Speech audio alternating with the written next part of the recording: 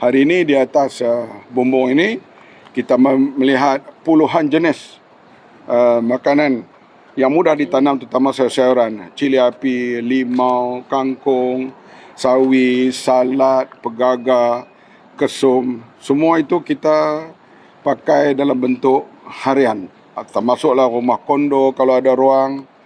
Dan bagaimana nak tanam ruang yang kecil itu? Mereka boleh datang mendapat khidmat nasihat daripada Jabatan Pertanian.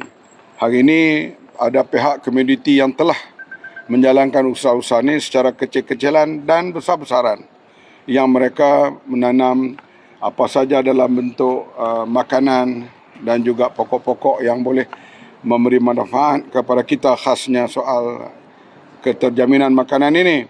Maka Jabatan Pertanian memberi khidmat nasihat kepada mereka, ataupun mereka boleh datang ke Jabatan Pertanian untuk masuklah cara-cara menanam dan jenis-jenis sayuran dan tumbuhan yang sesuai ditanam.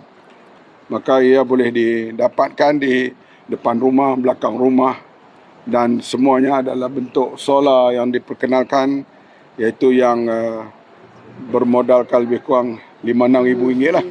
Berbuat satu, bila ada begitu dia akan penanaman gantian dia lebih lama untuk ditanam di satu tempat.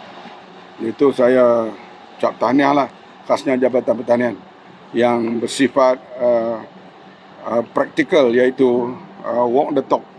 Bukan hanya memberi teori, menyeru, tetapi ada memberi khidmat nasihat kepada mereka yang ingin cuba dalam bidang pertanian di rumah dalam keadaan tanah yang kecil dan tempat yang sempit. Boleh kita dapatkan hasil, terutama untuk kegunaan harian ataupun masyarakat di sekeliling.